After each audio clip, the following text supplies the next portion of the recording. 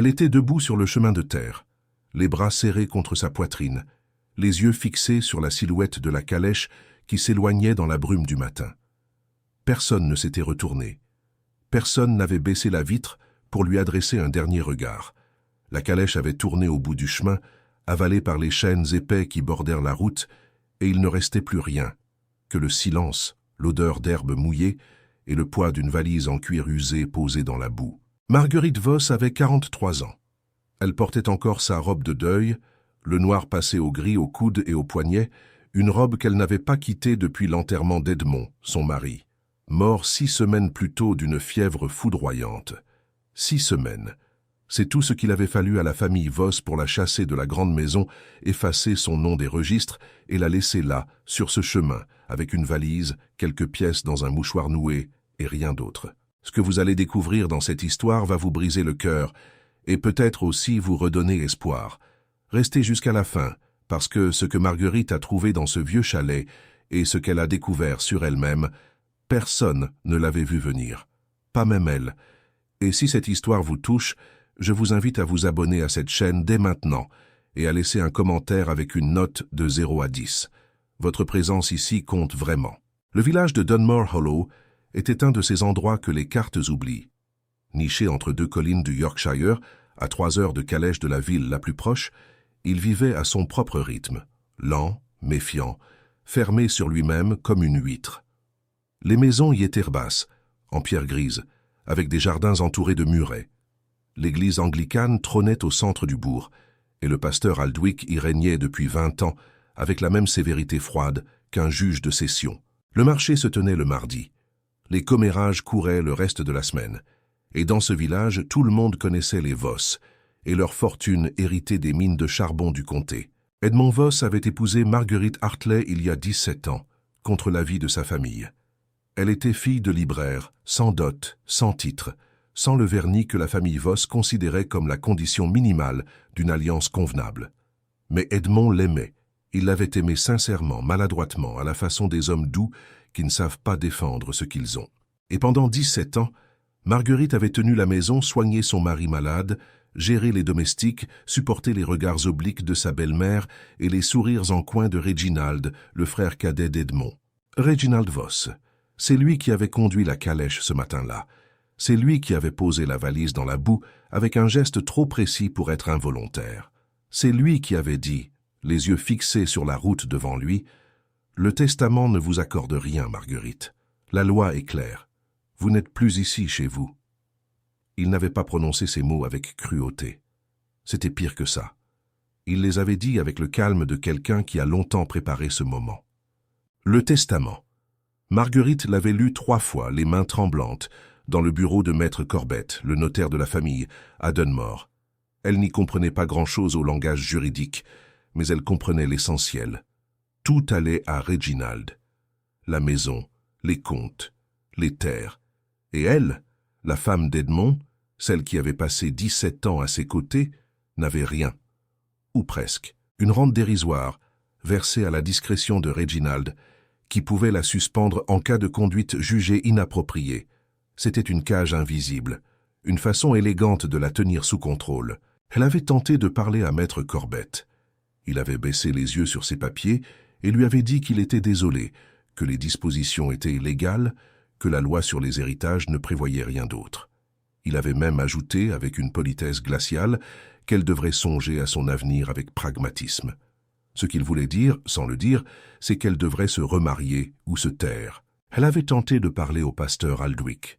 Il avait hoché la tête, joint les mains, et lui avait cité un verset sur l'acceptation des épreuves envoyées par le Seigneur. Puis, il l'avait accompagnée jusqu'à la porte. Alors, Marguerite s'était retrouvée sur ce chemin, avec sa valise et ses pièces, sans savoir où aller. Elle avait marché. Longtemps. Les jambes lourdes, les chaussures qui prenaient un lot, la valise qui lui sciait la paume de la main. Elle avait traversé un bois de bouleaux, longé un ruisseau, gravi un chemin que personne ne semblait avoir emprunté depuis des années. Et c'est là, au sommet d'une petite colline couverte d'ajoncs, qu'elle avait vu le chalet. Il était petit, en pierre sombre, avec un toit de chaume à moitié effondré sur un côté. Les fenêtres étaient aveugles, couvertes de lierre. La porte tenait encore, à peine, retenu par un vieux verrou rouillé.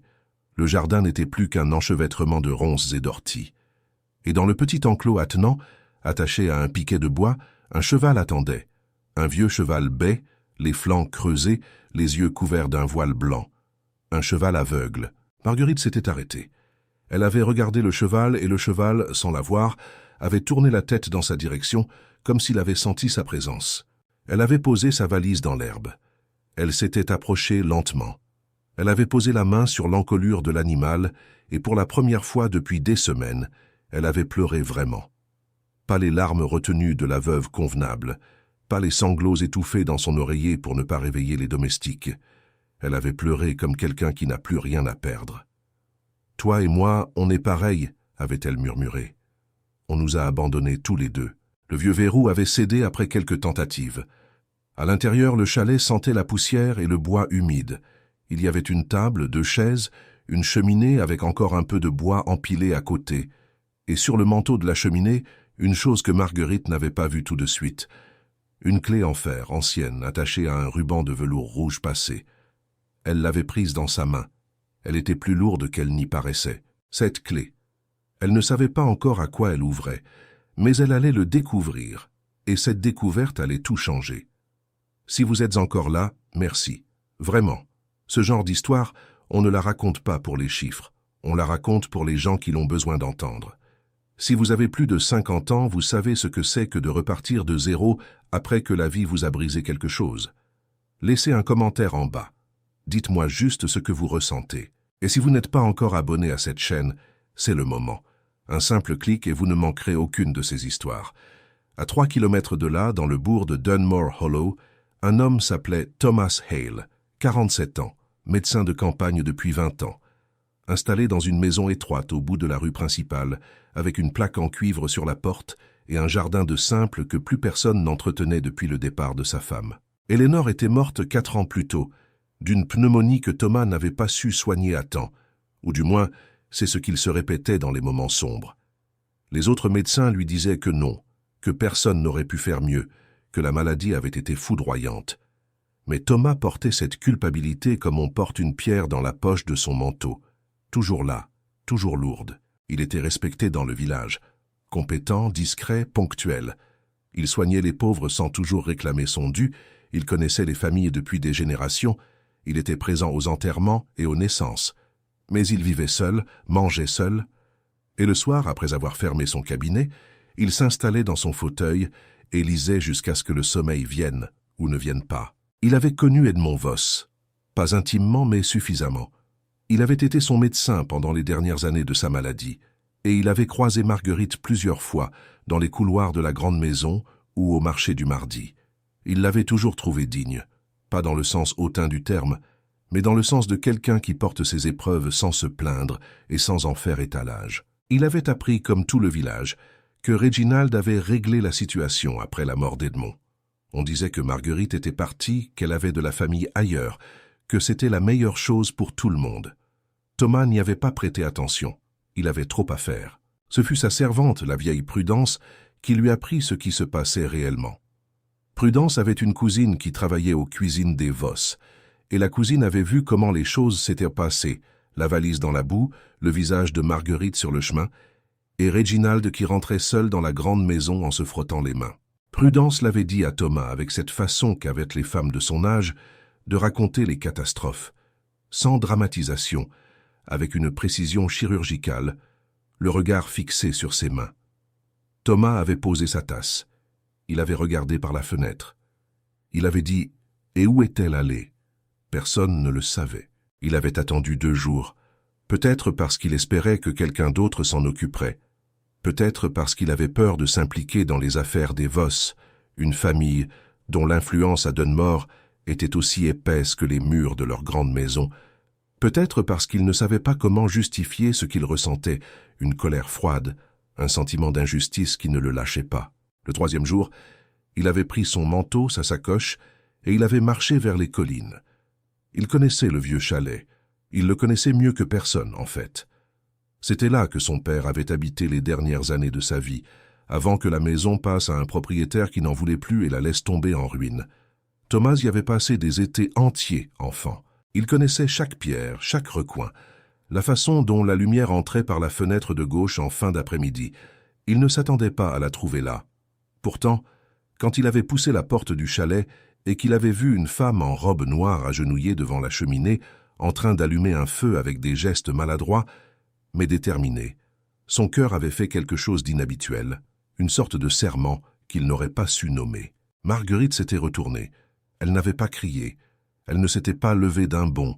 Elle l'avait regardé avec des yeux qui avaient visiblement beaucoup pleuré et qui avaient décidé d'arrêter. Elle avait dit, d'une voix calme, « Vous êtes venu me dire de partir ?» Thomas avait secoué la tête. « Je suis venu voir si vous aviez besoin d'un médecin. » Il y avait eu un silence. Puis Marguerite avait dit, « Je ne suis pas malade. »« Je sais, mais le cheval, lui, l'est peut-être. Je m'y connais un peu en chevaux. » Ce n'était pas tout à fait vrai, mais c'était une façon d'entrer dans la pièce sans que personne n'ait à perdre la face. Il avait posé sa sacoche sur la table. Il avait regardé autour de lui, la pièce, la cheminée, la table avec 2 bols dans lesquels Marguerite avait manifestement mangé quelque chose de chaud, et sur le manteau de la cheminée, là où il l'avait laissé des années plus tôt, le ruban de velours rouge. Mais la clé avait disparu. Il avait regardé Marguerite. Elle avait son regard à elle, ce regard qui observe et qui ne dit rien. Dans la poche de son tablier, le rebord d'un ruban de velours rouge dépassait légèrement. Thomas avait respiré lentement. Il y avait des choses dans ce chalet qu'il n'avait jamais dites à personne. Des choses que son père avait enfouies entre ses murs. Et Marguerite, sans le savoir, venait de mettre la main dessus. « Vous êtes encore là, et je suis vraiment touché. Ces histoires, je les raconte pour les gens comme vous, des personnes qui savent que la vie n'est pas toujours juste, mais qui continuent quand même. Si vous avez 1 minute, laissez un commentaire avec votre note pour cette histoire, de 0 à 10. Et si vous aimez ce que vous entendez, abonnez-vous, c'est gratuit, et chaque abonnement m'aide à continuer à raconter ces histoires pour vous. Dans les jours qui suivirent, Thomas revint au chalet. Pas chaque jour. Il avait ses malades, ses obligations, et une réputation dans ce village qui valait mieux qu'une association trop visible avec une femme que les Voss avaient mise dehors.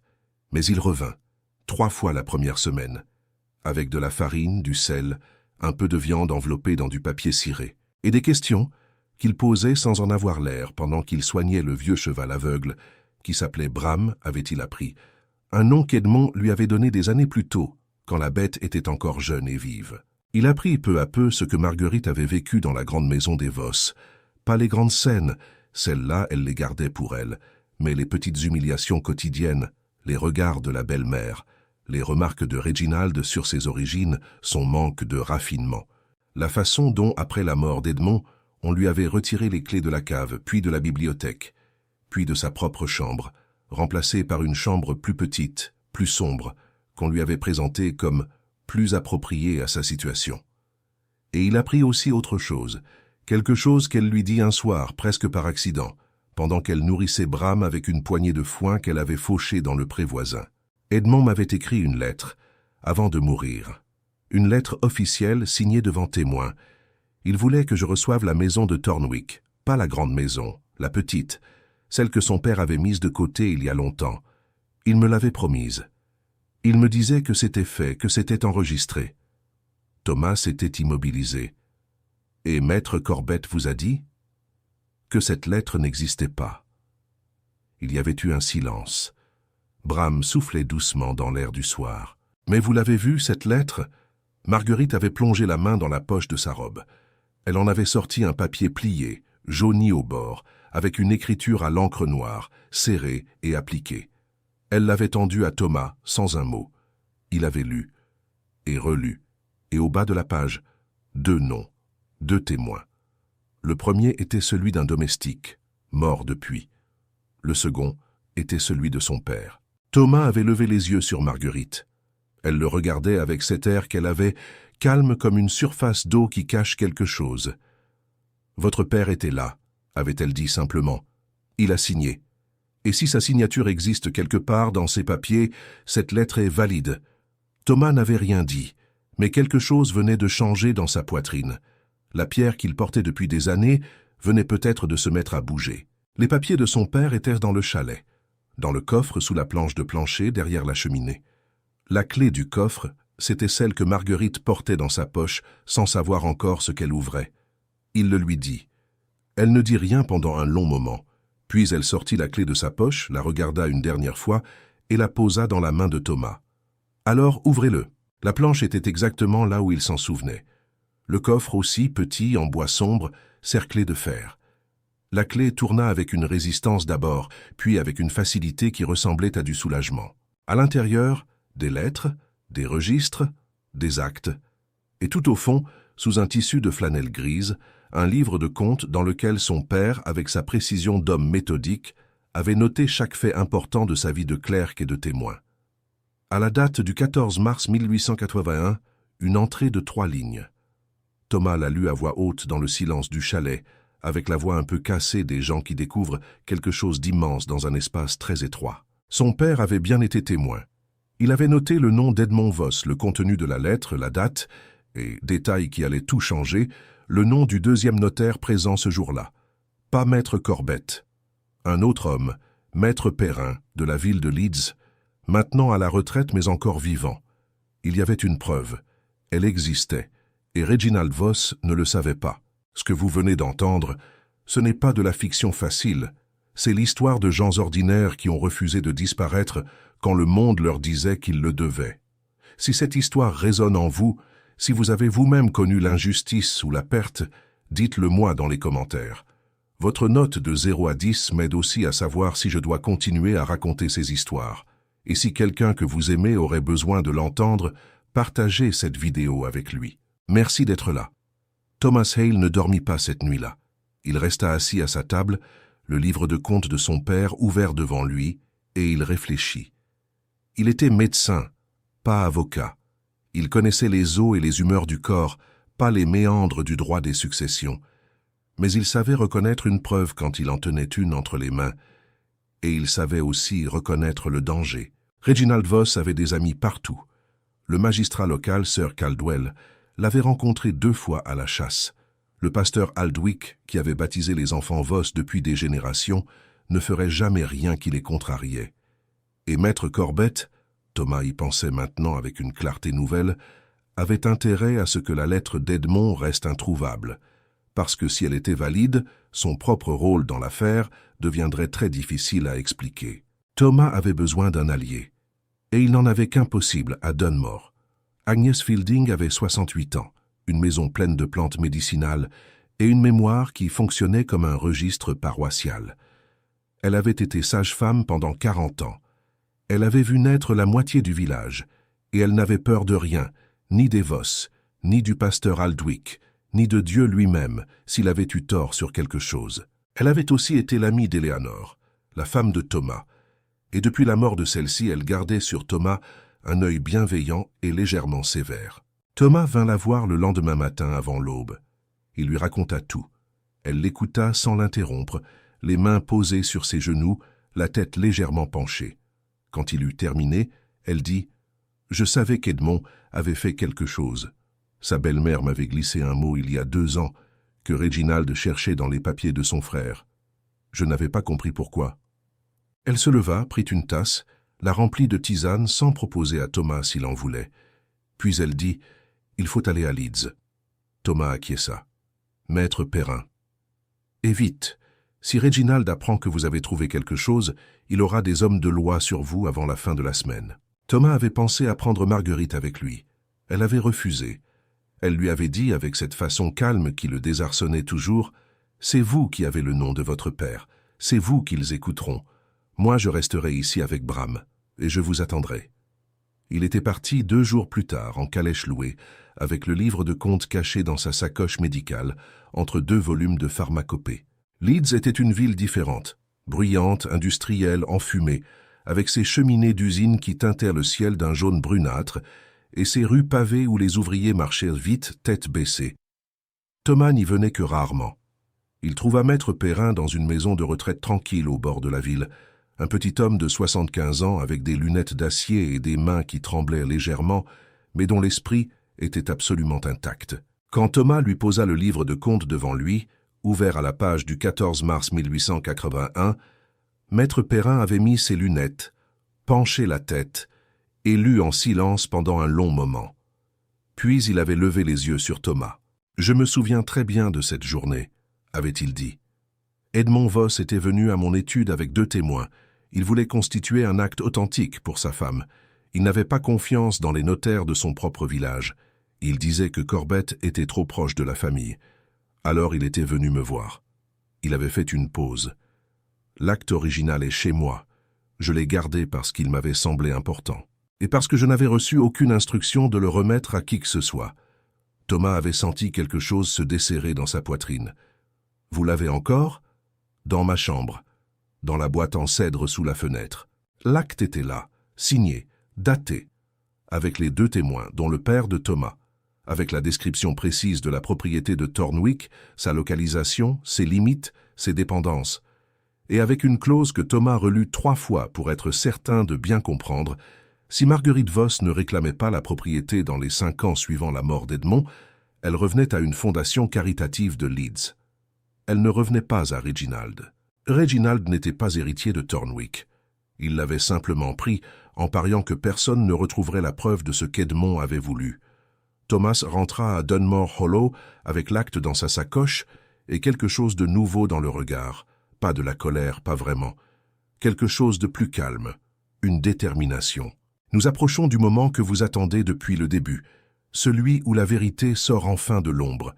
Mais avant d'y arriver, je voulais vous demander quelque chose. Est-ce qu'il y a quelqu'un dans votre vie qui a vécu une injustice comme celle de Marguerite? Quelqu'un qu'on a écarté, oublié, mis de côté? Dites-le dans les commentaires. Je lis tout. Et si vous n'êtes pas encore abonné, c'est le moment de le faire. Ces histoires, je les construis pour les gens qui savent que la dignité vaut plus que n'importe quelle fortune. Reginald Voss apprit que Thomas Hale était allé à Leeds 3 jours après le retour de celui-ci. Il avait des oreilles partout, un cocher qui connaissait un domestique qui avait entendu une conversation qui avait traversé 2 intermédiaires avant d'arriver à la grande maison. Reginald ne paniqua pas. Ce n'était pas le genre d'homme à paniquer. C'était le genre d'homme qui appelle son avocat avant même que la menace soit certaine. Il convoqua maître Corbett le soir même. Corbett arriva avec sa serviette de cuir et son air de quelqu'un qui a l'habitude de gérer les problèmes des autres, à condition qu'on le paie pour ça. La conversation entre les 2 hommes fut brève. Reginald exposa les faits tels qu'il les comprenait. Corbett réfléchit, les doigts joints, les yeux plissés. Puis il dit « Si Perrin a effectivement conservé un acte authentique, votre position est difficile, mais pas impossible.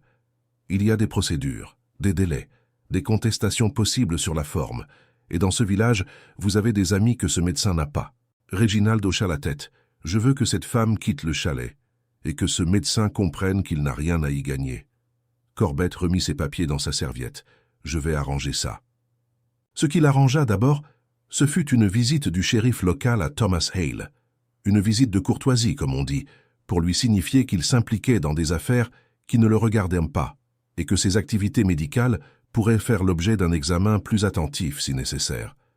Le shérif était un homme rougeau qui avait visiblement répété son texte et qui n'en menait pas large. Thomas l'avait écouté sans l'interrompre, lui avait offert une tasse de thé et lui avait dit poliment qu'il prendrait note de ses observations. Puis il était allé voir Agnès Fielding. Agnès avait des relations que Thomas n'avait pas. Pas dans les salons de la gentry, mais dans les couches de la ville où les choses se font vraiment. Elle connaissait le greffier du tribunal, un homme qu'elle avait aidé à mettre au monde 40 ans plus tôt, et qui lui gardait une gratitude silencieuse et indéfectible. Elle connaissait aussi un journaliste du Yorkshire Post, un jeune homme ambitieux et idéaliste qui cherchait toujours une histoire à raconter. Il ne fut pas difficile de le convaincre. Thomas lui montra l'acte. Il lui parla de Marguerite.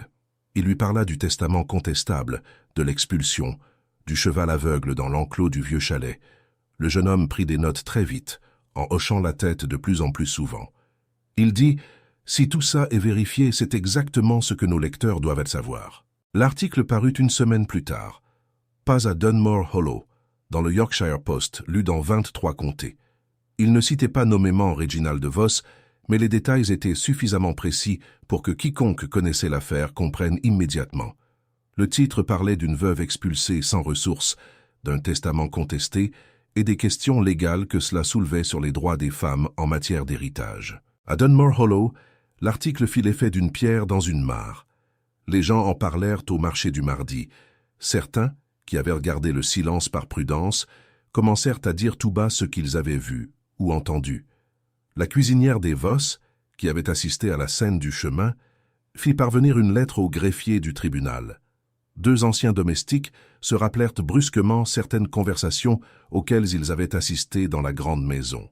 Et Maître Perrin, depuis Leeds, fit tenir une déclaration écrite certifiant l'existence de l'acte et sa validité. Reginald sentit le sol se dérober sous lui, pas tout d'un coup, progressivement, comme un terrain trop gorgé d'eau qui finit par céder. Il demanda à Corbett de trouver un moyen de retarder l'audience. Corbett lui dit qu'il ferait ce qu'il pouvait, mais que les choses avaient changé. L'audience eut lieu dans la salle du tribunal de Dunmore, un lundi matin de novembre. La salle était petite et il n'y avait pas de place pour tout le monde. Des gens s'étaient massés à l'extérieur, dans la rue, attendant les nouvelles. À l'intérieur, Marguerite était assise à une table avec Thomas à côté d'elle. Elle portait sa robe de deuil, elle n'en avait pas d'autre, mais elle se tenait droite, les mains posées à plat sur la table, les yeux fixes et calmes. Reginald était assis de l'autre côté, avec Corbett et 2 autres hommes de loi. Il ne regardait pas Marguerite. Le magistrat, qui n'était pas Sir Caldwell, ce dernier s'était récusé sous la pression de l'attention publique, était un homme de Leeds, envoyé spécialement, qui avait lu l'article et la déclaration de Maître Perrin avant d'arriver. La séance dura 3 heures. Thomas parla. Agnès Fielding parla. Maître Perrin envoya un représentant avec la déclaration signée. Corbett tenta plusieurs argumentations sur des points de forme que le magistrat écouta avec une patience de moins en moins visible. Et quand Reginald à la fin dit que la lettre d'Edmond était un faux et que son frère n'avait jamais eu l'intention de spolier la famille, quelque chose se passa dans la salle. Pas un brouhaha, pas des cris, juste un silence qui ressemblait à un verdict déjà rendu. Le magistrat demanda une suspension de séance. Il revint 20 minutes plus tard.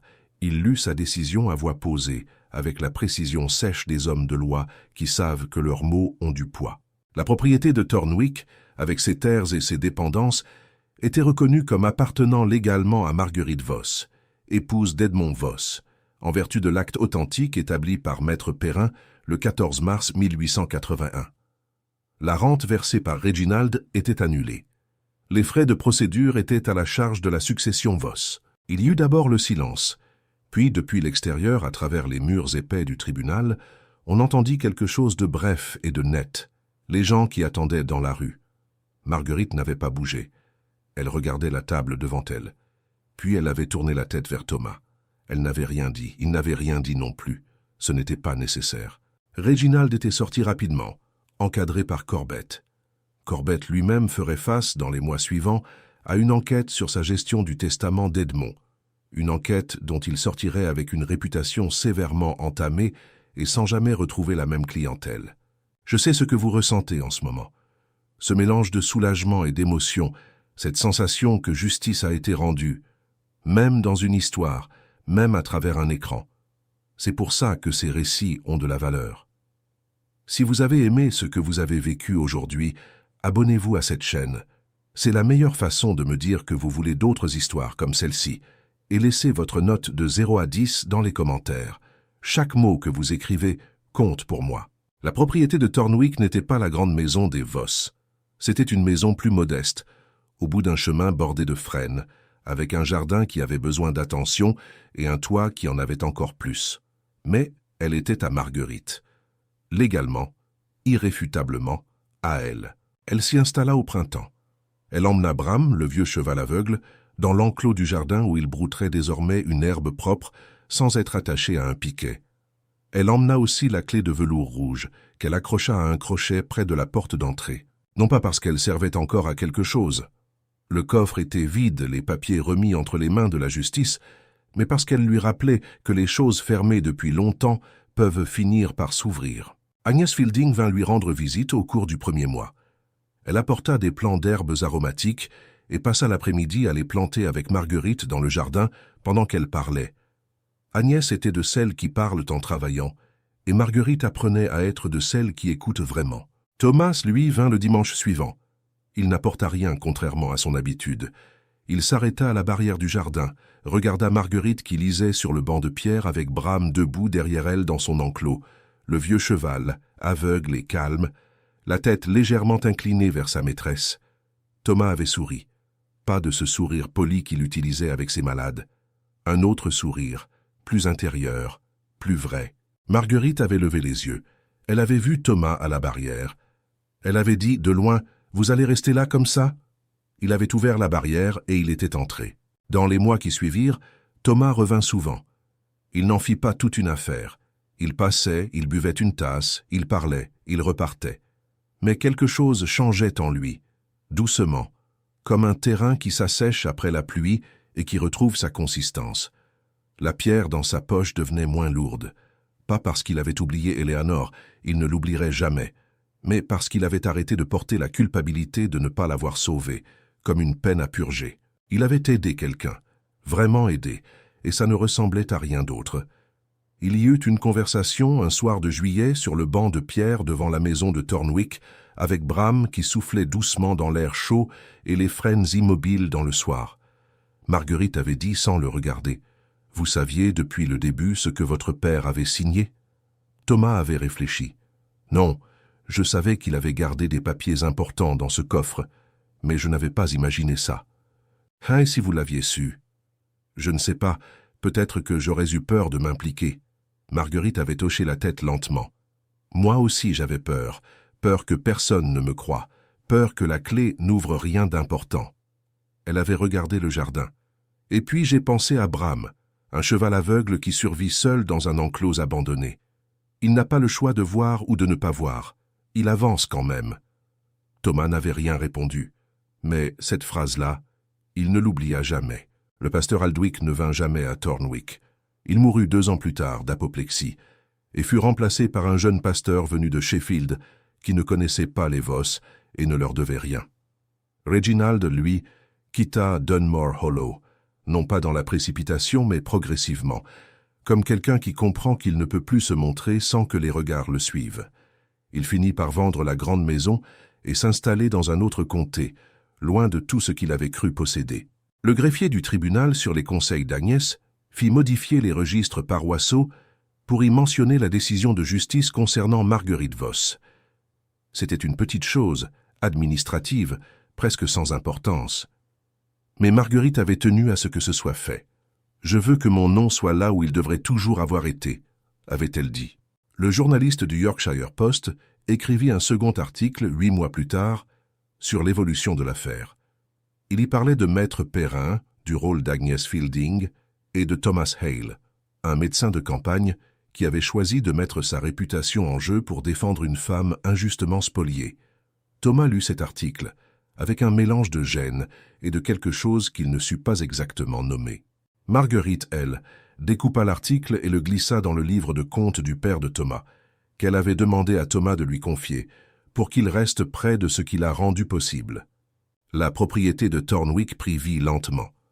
Marguerite apprit à s'occuper du jardin, d'abord maladroitement, puis avec une aisance croissante. Elle prit une jeune fille du village comme aide domestique, une orpheline que personne ne voulait employer et qui devint en quelques mois indispensable et loyale. Elle ouvrit sa bibliothèque. Les quelques livres qu'elle avait emportés dans sa valise, complétés progressivement par d'autres, donnés ou achetés au marché, à toute personne du village qui voulait lire. Ce fut une chose toute petite au début. 2 femmes du village qui venaient le jeudi après-midi, puis 4, puis 8, puis on lut, on parla, on discuta. Le pasteur nouveau ne dit rien contre ça. Agnès Fielding vint plusieurs fois, s'assit et écouta avec ce regard de quelqu'un qui n'est pas surpris par la capacité des gens à trouver leur chemin quand on leur en donne la possibilité. Bram mourut à l'automne de l'année suivante, paisiblement dans son enclos, par un matin de septembre.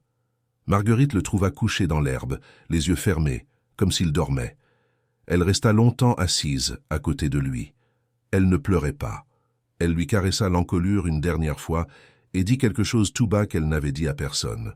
Elle fit enterrer Bram dans un coin du jardin, sous le frêne le plus grand, et elle planta là, sur la terre retournée, un rosier. Pas pour embellir, pas pour signifier quelque chose de littéraire. Simplement parce qu'Edmond aimait les roses, et que c'était une façon de garder quelque chose de lui là où une bonne chose avait vécu. Thomas était présent ce matin-là. Ils ne dirent pas grand-chose. Ils restèrent ensemble dans le jardin un long moment, debout, à regarder la terre fraîche sous le frêne, avec le village au loin dans la lumière d'automne.